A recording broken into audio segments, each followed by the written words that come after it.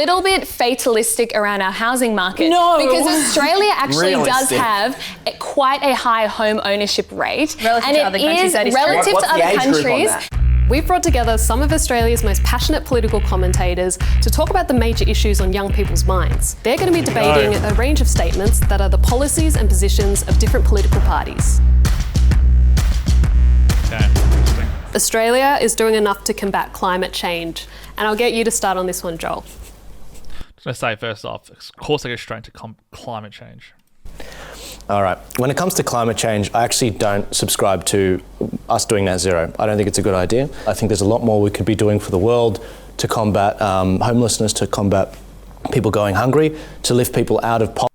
I like this guy, but he's definitely a weird-looking fella, but I appreciate his look. It's definitely interesting. Poverty by actually having cheaper energy. I think that both major parties, Liberal and Labor, subscribing to a net zero policy is in net making living standards worse for Australia.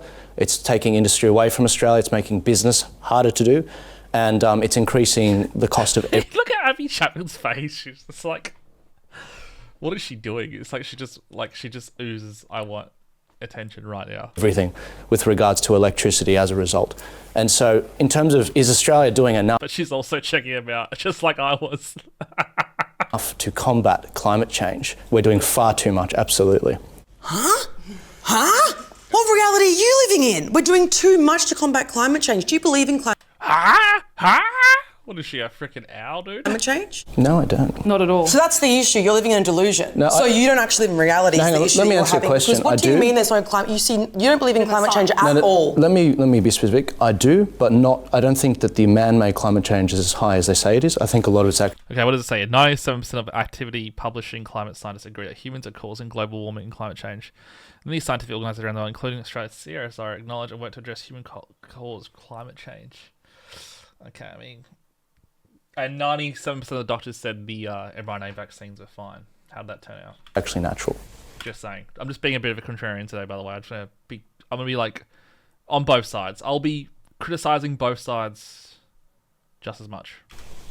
If there's a chance. I'm gonna have oh my God. It's tough to have a conversation from that starting point though, because if you disagree fundamentally with the science, of course you're going to disagree with any action that tries to combat the scientific reality we're facing of global warming levels currently. Well, put it to a referendum.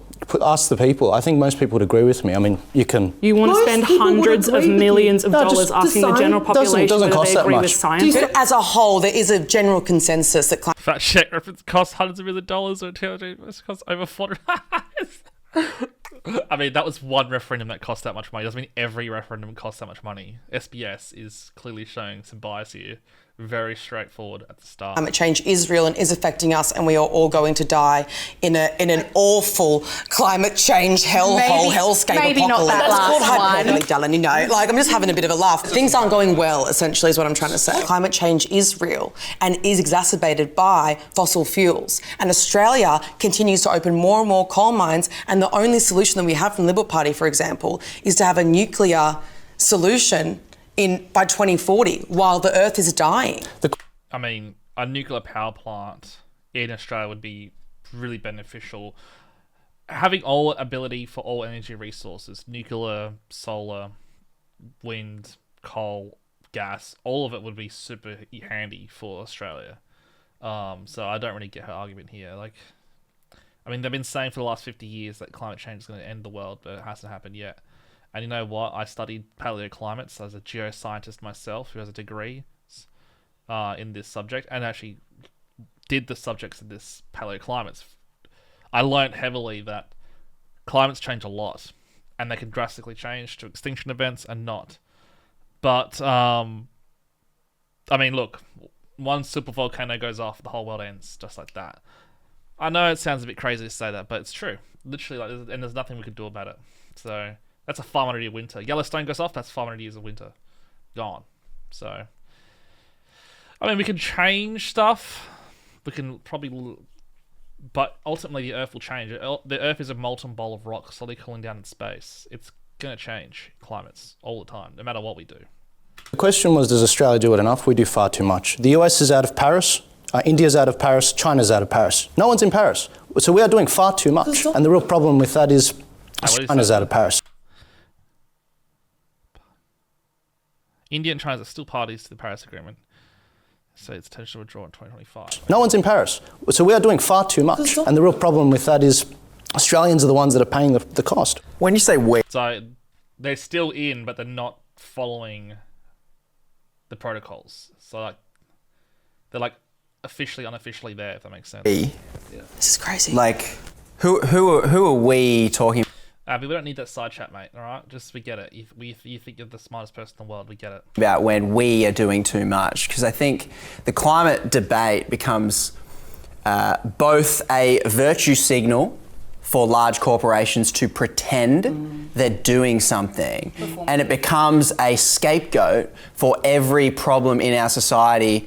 That it's because it's because we built a wind farm as to why our society is crumbling. And the thing that I will forcefully inject into here is that the reason why Australia is suffering with living standards, cost of living, housing, energy, is because there is a set of corporate bludgers who are leeching off the taxpayer in Australia. Like 1 in 3 massive corporations doesn't pay tax. We're giving away our resources. I'm from Newcastle, Coal Town, 12% royalty or thereabouts. Fact check me, fact checks welcome, citation.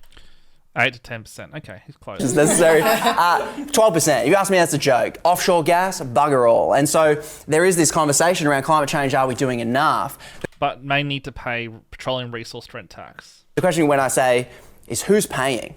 Because at the moment, I would kind of like be sympathetic and go, if everyday Aussie punters are paying for this transition, get out. We are. Because those bludgers who are currently Japan, Inpex, Exxon, USA, Yancoal, Chinese, they're coming to our country getting, especially the gas I'm talking about specifically, they get it for free, they don't pay tax, they drive up our costs, and we are missing out on billions. Freya, I'd love to hear from you because you mentioned on the phone something That was a weird cut. about young people feeling a lot of climate anxiety. So I guess I think if we get into the weeds of, you know, this scientist says this scientist says that, I think we're not going to get anywhere productive. Humanity and human beings are incredibly intelligent, amazing at innovation, and we have frequently faced these kinds of like civilizational moments where it looks like everything is going to implode, and then we have innovated our way out of it. For example, SBS, sort your focus out, guys. Far out. It's like you got a bunch of amateurs in there. in the early 1900s, there were people that thought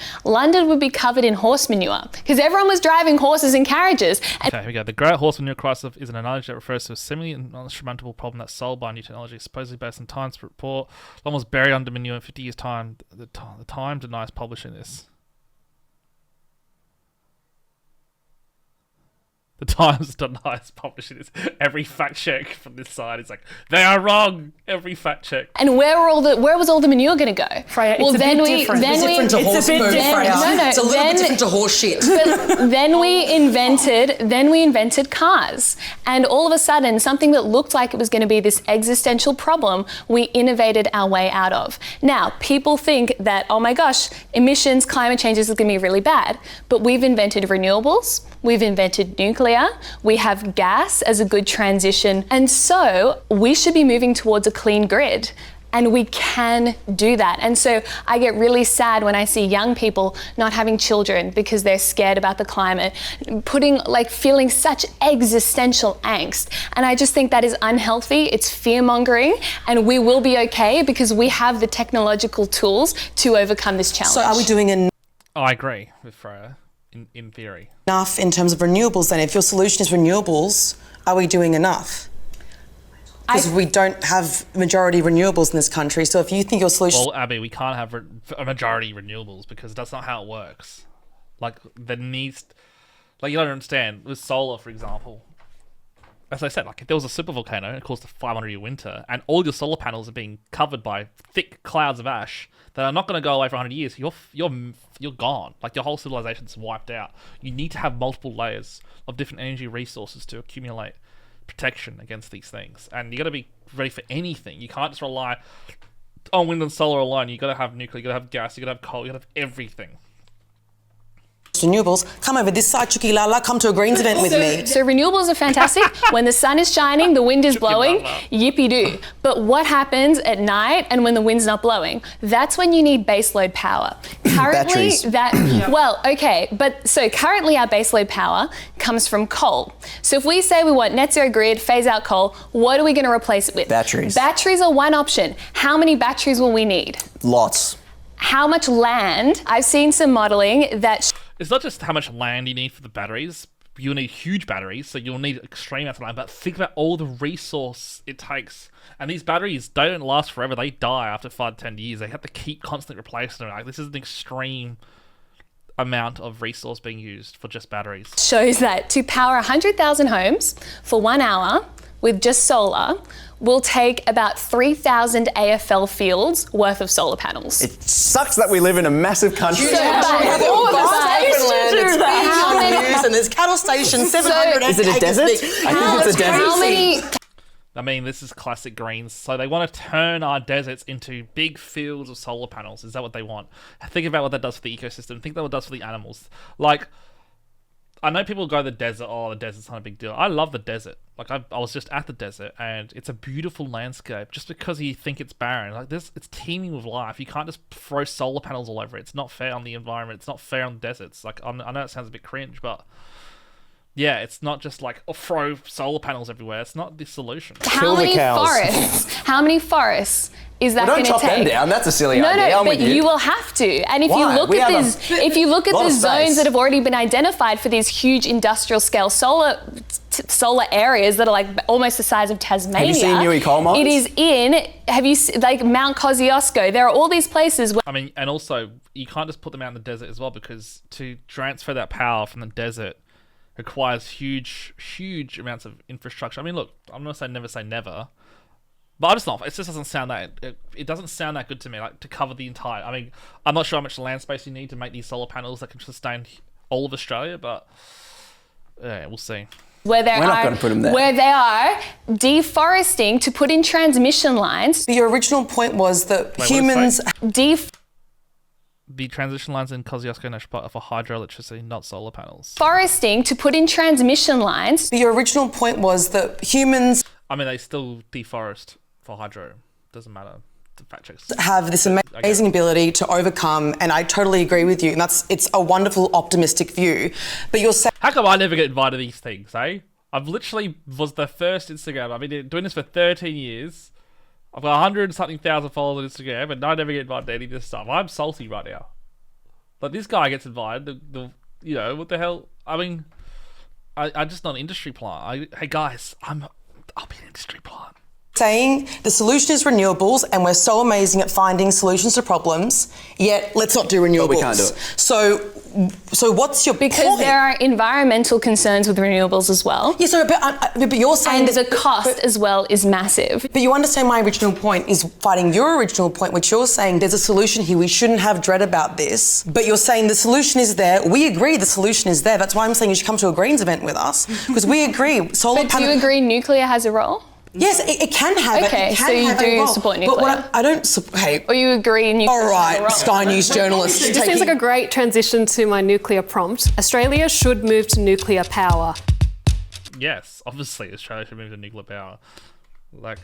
I think that whatever technology works, and I do have a bias towards decarbonising our energy. I think that the community does want not so much action on climate change, but they would like to see a cleaner, greener grid. And I don't know about you. That chick finally spoke. But my power bills have definitely gone up. I live in a very cold part of the country, and my gas bill is Why do they get crazy? The problem that we've got, and we've got politicians on both sides and activists on both sides that are telling people you can have all three of these things. You can have energy that is clean, you can have energy that is reliable, and you can have energy that doesn't cost too much. And the reality is that we just don't have that right now. My bills haven't gone up because I have solar, so I get free. So my bills have actually stayed at zero. Doesn't the nuclear modelling show us, though, that the average electricity bill got by $665? Wait, what? Nuclear modelling show us, though, that based on the 24 mileage, the average electricity bill got by $665. Well, I think the modelling shows that regardless, if you're going to move to a clean grid, it's going to cost a lot. But having a purely renewable grid backed up by batteries and some gas is going to cost a whole lot more than if you add new. Modelling by Frontier, something about the coalition. Modelling by the CSO shows nuclear power. I mean, why put that in there? I don't get. Just say the fact. You don't need to put a counterfact. You're not putting counterfacts to the other ones. It doesn't make any sense. Nuclear to the grid. I am pro renewables. I think we need to add more renewables, but we also need to have firming capacity. Abby, you've got solar power. Do you have batteries at in your property? Or? All I know is I get some money back sometimes. It's usually zero. Sometimes I get money back, and Mum does as well, and she says I'm loaded. So that's all. So I actually know the technical working. Sorry, I wish I did, but I just had a little man gun on my roof when Mum was there and we were having Diet Cokes watching him. So yeah, I wish I knew. Sorry, I probably should know. Would you know? You might know of my home system. No, I've never been there, but... Yeah. I know, anyway, different Conrad. What the hell, Abby? I'd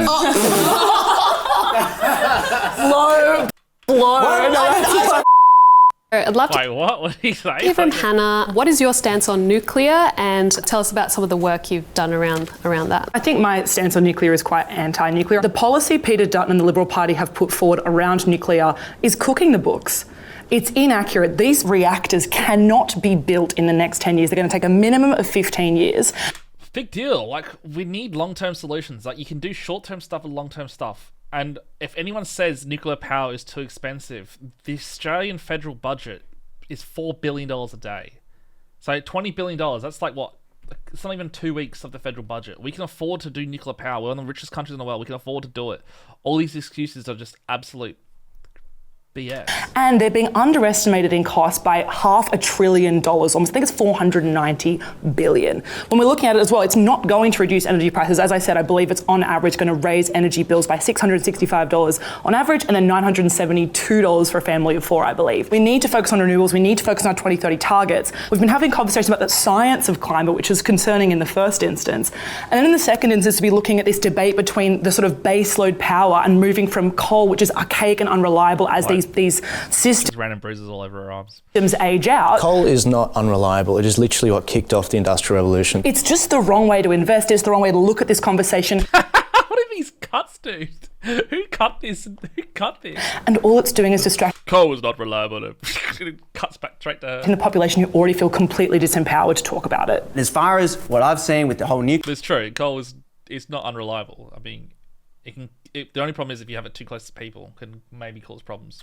Nuclear thing and all that sort of stuff is that it's quite expensive, going to take a long time. The argument I never hear made about renewables, because everyone hates them because suddenly they're greeny lefty. I've got a libertarian mate. He's got solar and a battery because he doesn't want to be paying my gas bill. I do not run my gas heater because Santos is exporting 80% of our gas and we give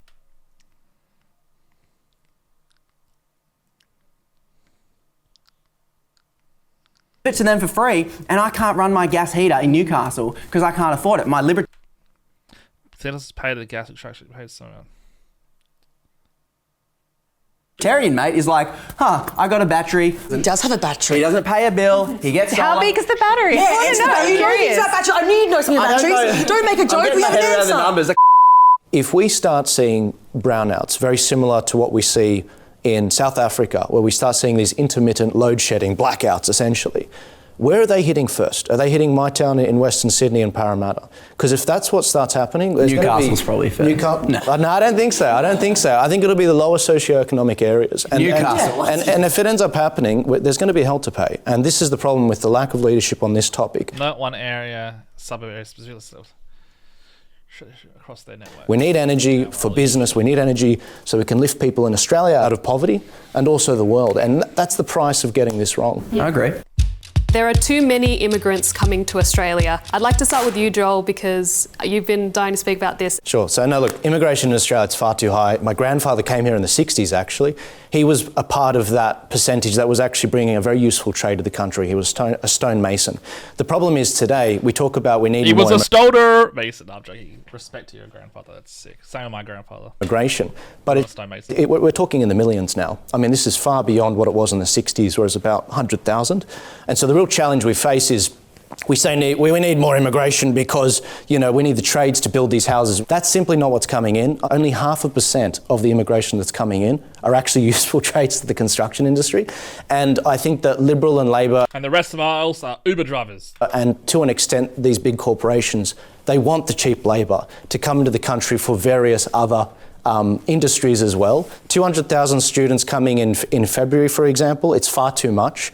And as a family of immigrants, you got to come in, you got to subscribe to our values, you got to pay your taxes, and you have to, integrate into the Australian way of life. Everyone can kind of beat up on international students, right? Because they're not citizens and they often don't earn enough money to pay tax. But international education is our third biggest export. And it cross-subsidises the education of domestic students, yes. But I would kind of just like to talk about, well, what is the problem that we're trying to solve? Now, what I sort of sense in the immigration debate at the moment is a lot of anxiety that's largely driven by cost of living and housing concerns, rather than necessarily this idea that we have too many immigrants. Like, for instance, like during the 2000s, when the Howard government was in power, the Howard government actually increased our permanent skilled migration significantly over what it had been previously. And people didn't feel that anxiety about that. Why? Because it was actually a time of plenty. It was a time where people thought that they saw wages going up, they saw their house prices going up, which, if you were owning at that time, that was a good sign for you. People felt wealthy and they felt comfortable and they felt like things were going well for them. People no longer feel that security. 40% of New South Wales and Victoria are roughly foreign-born. It's too much. It's one of the highest in the world. And let them in. And how does it affect you? It's a huge problem. Most of these people came from Britain, Yes, and they're like, it's all the Irish people in Coogee. I don't understand how. Why is that a problem in and of itself? It's a huge problem. Why? Yeah. So as I said, In and of itself, that figure. Why is that a problem? If I can get a word out, the problem with when you bring in too many people from overseas with a different culture... How do you know that they're a different culture? We just talked about the fact that... Because the highest growing immigration group is actually Indians.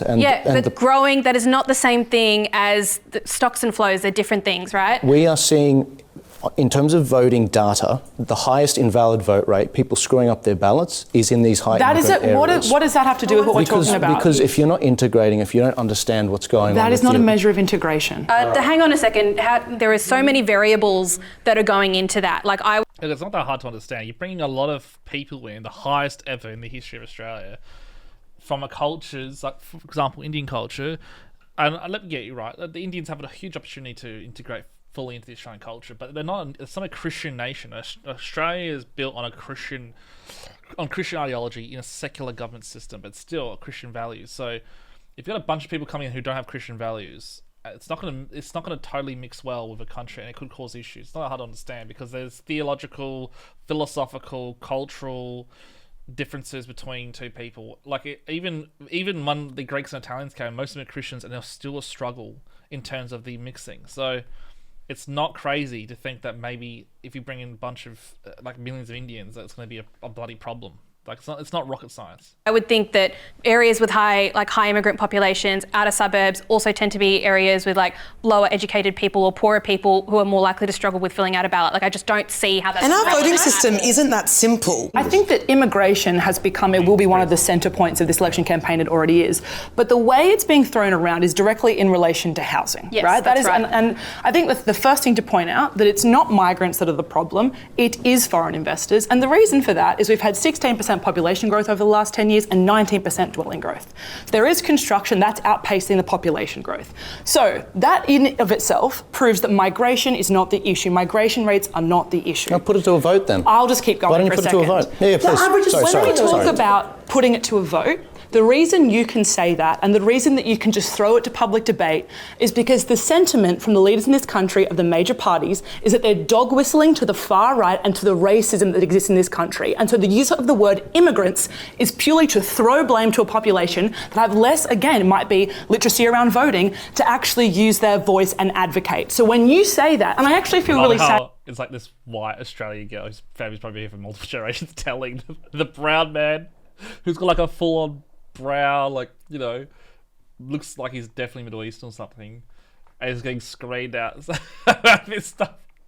Like, how crazy is this as well we live in today?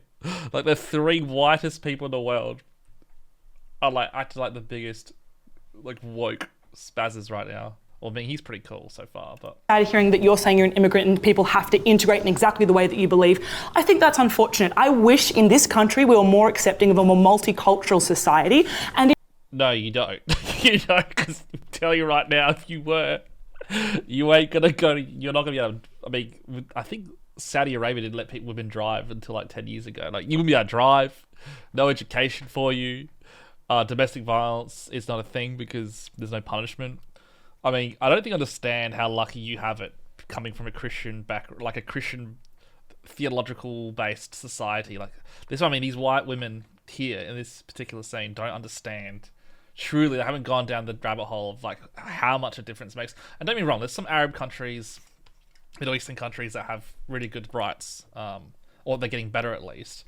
But if you look at the totality, like the whole of history, it hasn't been the kindest. And look, I'm open to have my mind change. I'm studying a lot about the Ottomans at the moment, but yeah, it's not looking good. And instead, you're saying there's lower voting literacy because of immigrants and that's simply not allowed, and the worst Freya needs to step in now. Freya, you should step in and say something because you know about this stuff. measure of a person. Well, if I can get a word out, the problem is if it was good enough to throw the voice to a referendum, it's good enough to throw immigration to a referendum. That's how Indigenous Australians... The voice was a constitutional change. It literally needed to go to a referendum. Can I just jump in here? I feel like we're now jumping into a completely different topic. But to bring immigration. But bringing up voice tied to racism. to bring this conversation back. So my dad is an immigrant, for example. Australia is Australia is one of the most successful. So funny. So on this side they're all immigrants, and on the other side they're all fucking whiteys. Migrant story countries in the world. Like you know, your family were migrants, my family, your family. So other countries envy our system. Exactly, and it's been so successful. And the vast majority of people have come here, built a life, had families, contributed to the country, joined into Australian society. Now, one of the concerns you're raising is that on a values level, when you have such high rates of migration, is it possible for that many people to integrate into our country? And so that is one concern. But on the other hand, I think it's just all about a balance. So, and you raise these numbers, Hannah, that dwelling growth has outpaced population growth. Over the last 10 years, that's true because under the last Liberal government, we were actually building record numbers of houses. Right now, we're building houses. So Morrison's government did not build a record number of houses compared to previous governments. I mean, she said record. She didn't say a record number, she said record numbers. So the fact check here is like it's a fallacy fact check. Let me hear it again. Actually building record numbers of houses. Right now. Record numbers of houses, yeah. So it's like saying, oh, we're one of the best. You shouldn't say we are the number one record housing. We're building houses at a decade low. In the first 2 years of Labor, we had over 1 million migrants come in, and we only built around 300. There were over 1.4 million. Was 98,200. Net overseas migration, which also takes account, was over 50,000 houses. The reason this has only come up this election is because it's an issue that has only really sprung up at this rate in the last couple of years. Because of Trump's talking point in the fact that he's... it's basic numbers. It's basic supply and demand after COVID. So we're building less houses and we're bringing in significantly more people. We were building houses at a decade low rate. Oh, hang on a second. House building rates are in part going to be affected by broader market conditions and economic exactly because we have high interest rates. But to go back to the real issue is that we know, and I think we can all agree that like there is a real economic benefit to migration. We could, for instance, slash all of international students if we wanted to. We could do that, but what would be the consequence of that? And we just need to have a sensible discussion about what that trade-off would look like. And then we need to fix problems like housing with policies that affect housing, rather than trying to say that the real problem here is these other people. I'd like to go to Conrad. Can you please? It is an issue. Like it's an actual issue. Like look what just happened in Toronto. I mean, was it Toronto or Vancouver recently?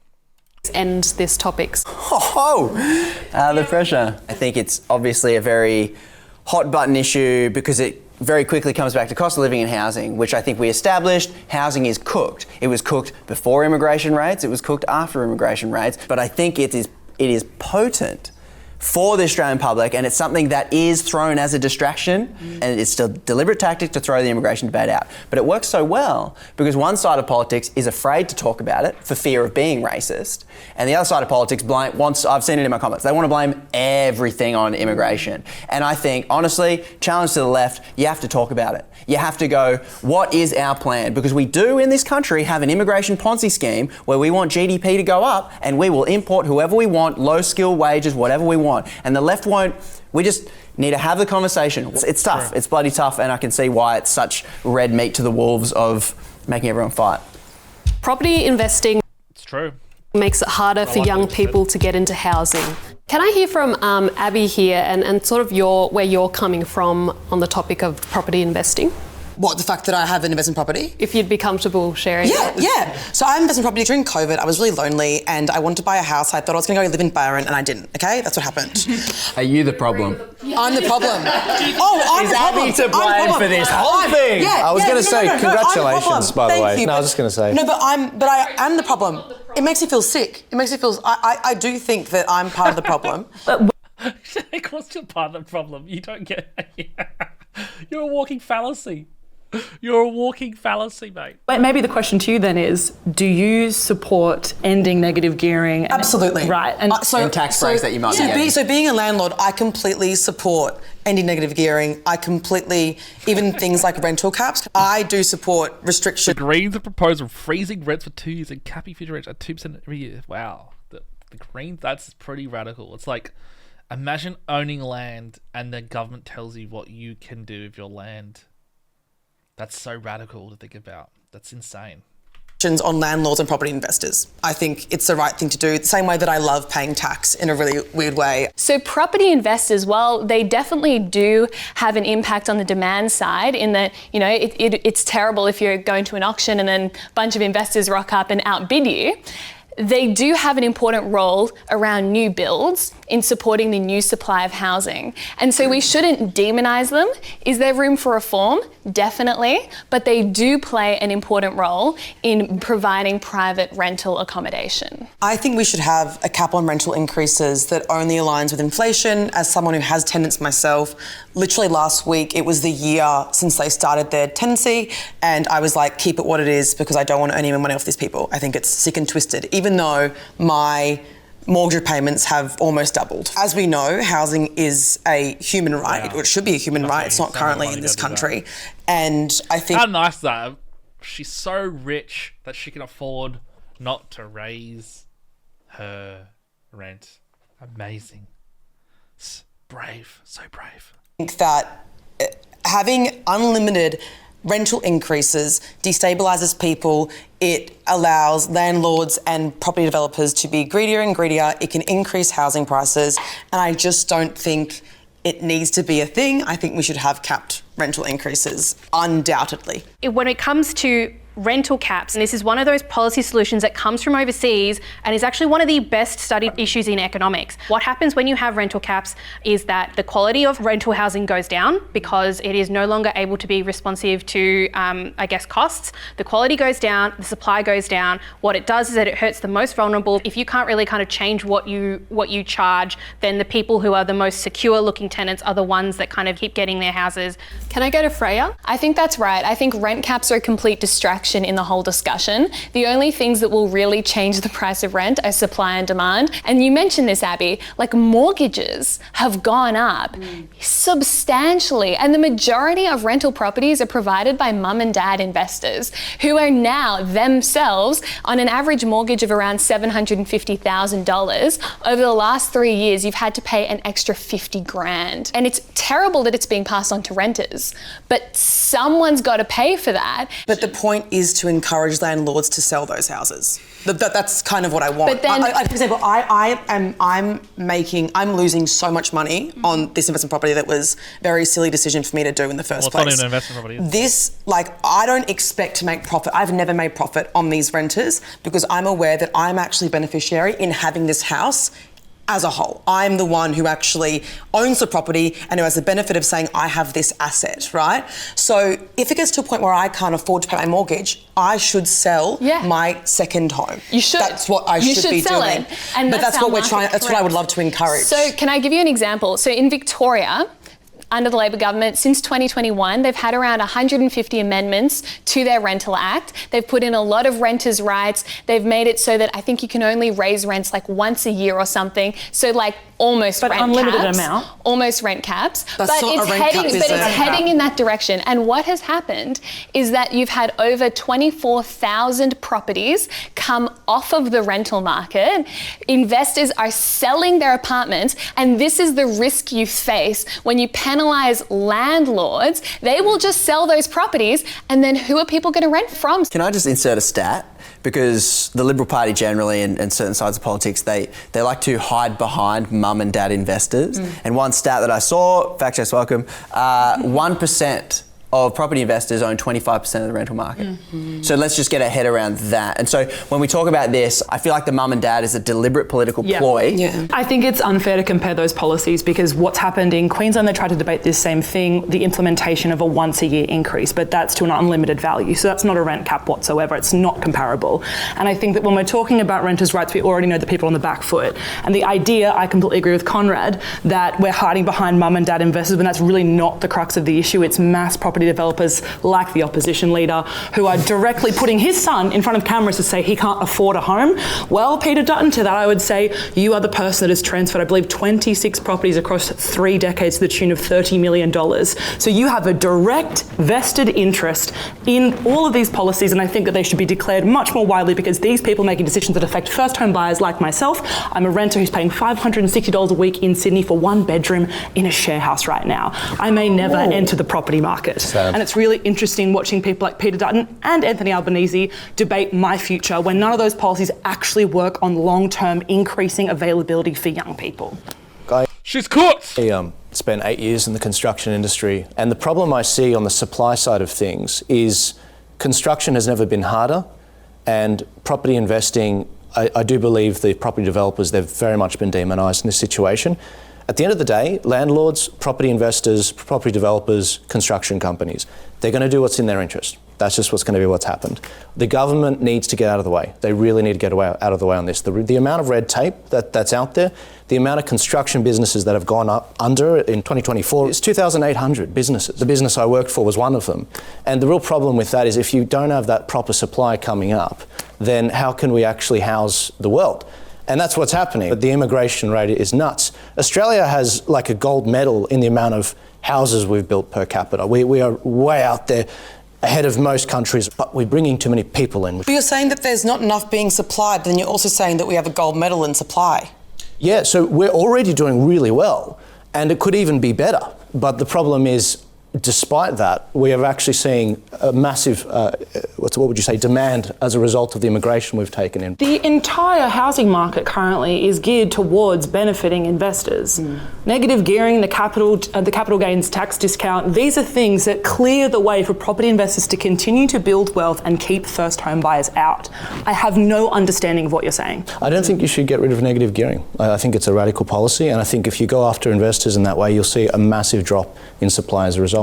I have a problem with the idea that negative gearing on houses is bad, but negative gearing, which is literally just the tax deductibility of losses, is fine across other things. And I know that there is a view that negative gearing increases the price of houses. I think research from my colleague Peter Chillip when he was at the Reserve Bank of Australia found that it increased the prices of by 1 to 4%. Happy to have that fact checked. 1 to 4%, which is it's not nothing, but it's also not significant. If we try to look at what's happening in Australia, we try to say, oh, what's happened uniquely in Australia is that, prices started increasing, say 20 years ago massively and kind of became completely decoupled from incomes, ignores the fact that price increase that we've seen has actually happened across all sorts of countries in the world that did not have our specific policy around negative gearing and the capital gains tax discount. I'd like to hear from Conrad because you are a renter. Would you like to give your view on investing? Yeah, let's just establish how cooked our housing situation is and how every government we've had has cooked the books, because this isn't a crisis for everybody. The market is providing exactly what it's been designed to do. This is a bonanza for banks, investors, property landlords. These guys are making a killing. There is trillions of Australia's economic wealth tied up in the most useless asset in Australia called bricks and house. Doesn't employ anybody, doesn't start any jobs, doesn't invent anything. It's a dumb little house that we've juiced the prices of, and all of these policies have been designed to siphon taxpayer dollar into juicing these prices. So, like, if we can just recognise that we are as cooked with housing as the US is with Medicare, and how cooked that we look at them and go, what a bunch of idiots. Totally. So let's look at housing. If you're rich, you've got houses, sick. Taxpayers will subsidise you to buy properties. But for some reason, in this whole time, I'm still renting, and even if I started saving 10 years ago, right now, I would be 10 years away from getting a house. And so if we think the free market of privatised housing, 91% of privatised landlord and investors, if that's working, I mean, we've got to recognise it's not. And so the whole market needs to be reshaped. First home buyers should be able to use their super to buy a home. I don't think that this idea from Dutton to allow people to go into their super to buy a home makes any sense. First of all, it will increase the prices of housing. The more people will be able to buy a house, demand will increase, price will increase, as everyone knows here. On top of that, I don't think that average Australians should be the ones bearing the brunt of our housing crisis. It will make it worse, it will exacerbate it, but also people will then be taking out of their super, their retirement fund that is so important when they retire. And it's so essential to have as much money as you can in your super. I think that it will also only benefit those who are more wealthy. People who actually have money in their super. It won't address the actual issue of lower socioeconomic people trying to enter the market. Some research from my colleague Peter Tulip with Matt Taylor, released a couple of weeks ago, showed that if you did allow superannuation to be accessed to for first home buyers, that you could bring forward the ability to buy a house by about 3 years. But one of the other things that they recommended in that report is that you cannot have that policy independent of massive increases to supply, because otherwise, exactly what you said, Abby, it is a demand side policy. But on the other side, it is also true that the number one predictor of living standards in retirement is whether or not you own your own home. So if we kind of take a step back, it is actually not a bad idea to say that part of people's, I guess, retirement plan can in fact be owning their own home. Just in regards to the biggest asset you can have in retirement is a house, I totally agree. My point, I guess, is there are other alternative policy that we can put into place, like Labor's Help to Buy scheme, where, look, there's a chance that it will increase a demand and therefore increase prices the same way this super policy will. But I think the reality is that I would prefer the burden to not be on the individual Australian, particularly those that are lower socioeconomically, and rather the burden to be on the government. Super is your money. So I'm supportive of Australians. I don't think Abby understands. The government is funded by the people, so it still will affect the people. It has an intrinsic effect across the whole board. Having more choice around how they spend their money. And I think the point Tricia made around having your own home, especially mortgage-free in retirement, is the best thing you can do. So if we can accelerate that, get people into their first home sooner, that should be something we strive to do. However, it has to be part of a broader policy package that eases demand and boost supply. And if you can do that while also giving first home buyers a leg up, giving them just that extra edge over other people, over, investors, whatever, then I think that is It's not a leg up over investors. Then I think that is a good thing. But it is. It's not. That's David and Goliath. No, if grand to an investor is 4 cents. We've had 20 years of this, Libs, 10 years, Labor, 3, 5, whatever, knife, that's our thing. To me, from what I've witnessed, same policies. Oh, we'll sprinkle some cash, property prices.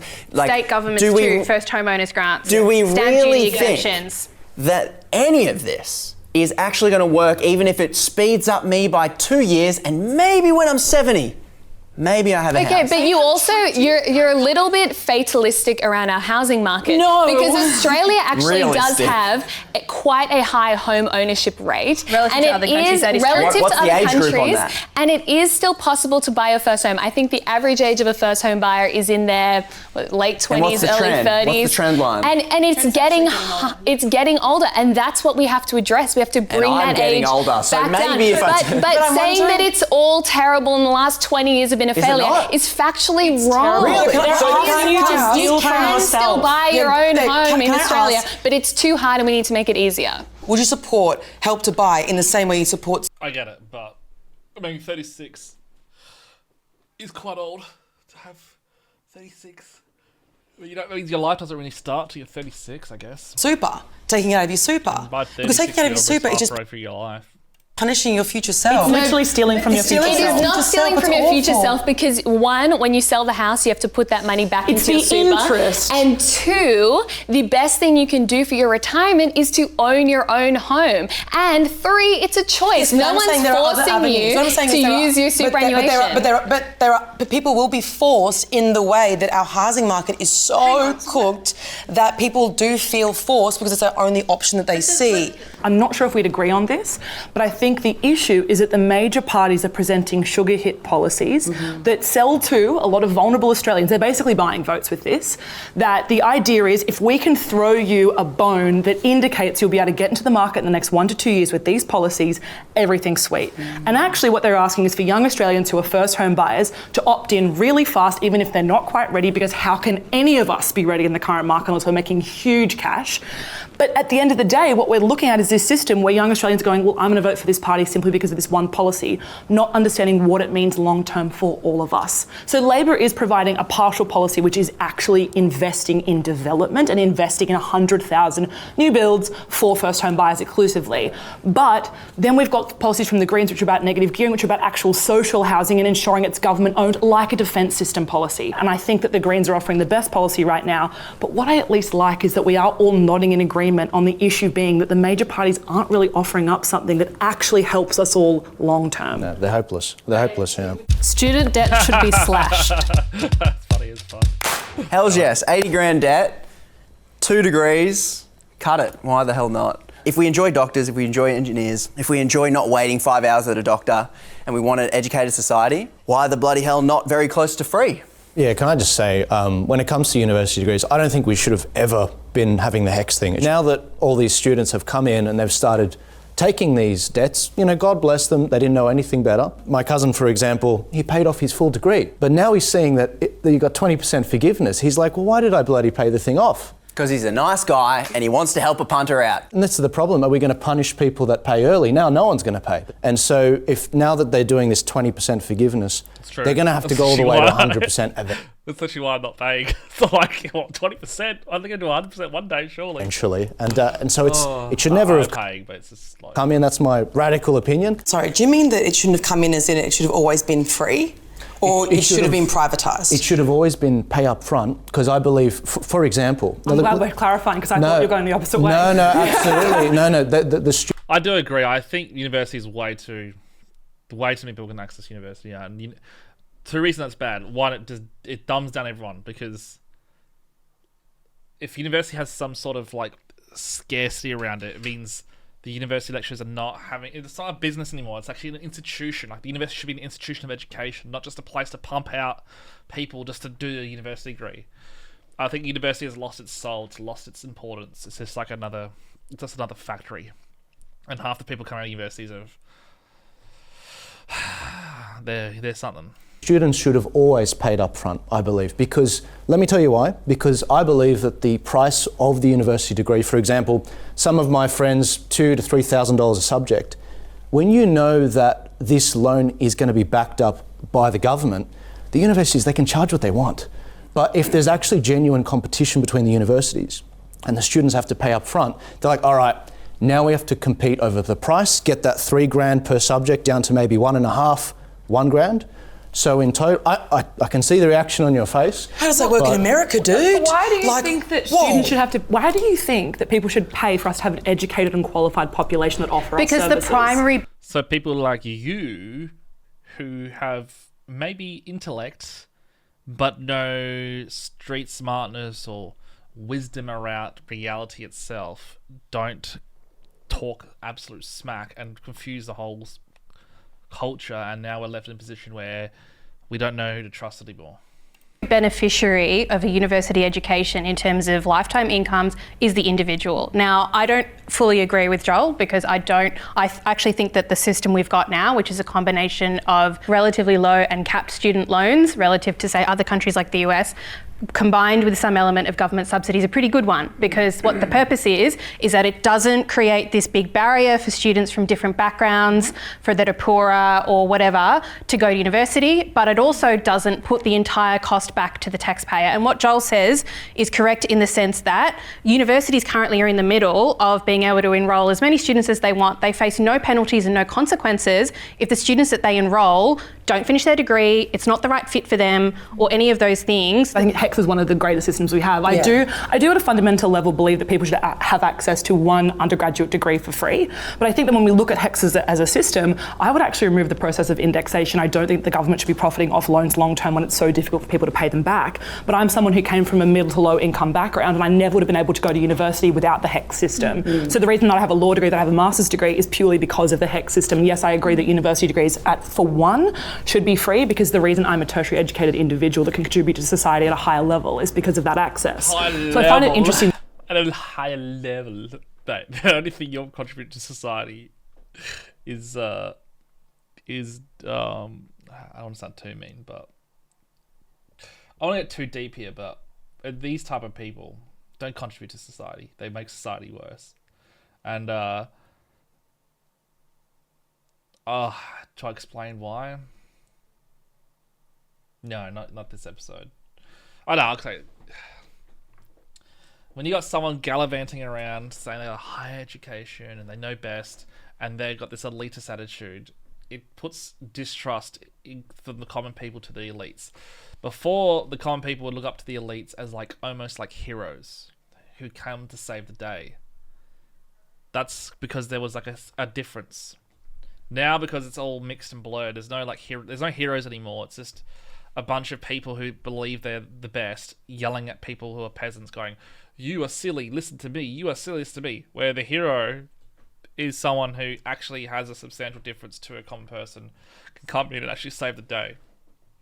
It sounds a bit far-fetched, but if you get what I'm saying, you understand what I'm getting at.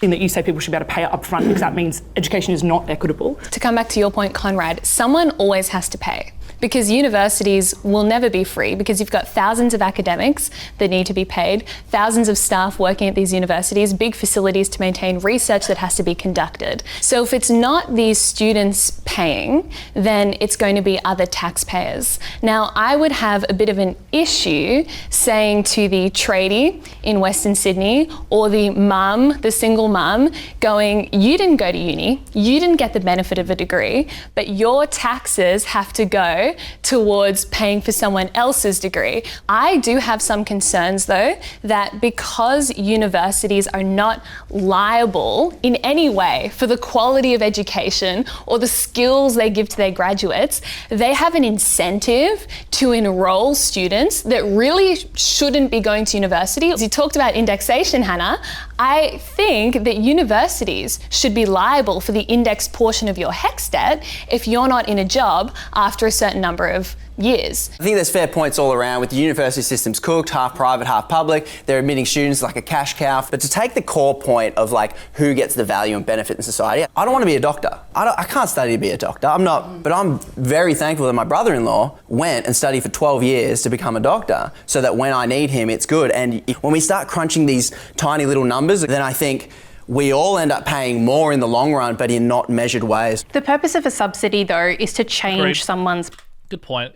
So far, he's been actually pretty good. Behaviour. The taxpayer already subsidises university places, say your brother-in-law or anybody else doing a medical degree. Was that something that they need to be given a free ride to do that? Or is it something where they sort of have a personal value system where they think, I want to go and do this for various reasons? People choose careers for all sorts of reasons. The problem with having the entirety of the cost going onto the taxpayer and essentially the punter having no real kind of bearing a cost of themselves at all means that creates a set of incentives for them to maybe make decisions that aren't actually the best for them. The whole idea of taxation, though, is so that we pay for things that are for the greater community. So if we start going down that, then I go, well, I live in Bondi, so why would I care about the roads in the western suburbs? Why would I care about people in Darwin? Why would I care about anyone else but myself? It's an incredibly selfish view from my point of view to say, well, if that person gets that degree, what do I get out of that? It's actually about society as a whole progressing. As Conrad said, we get benefits from nurses, teachers, doctors,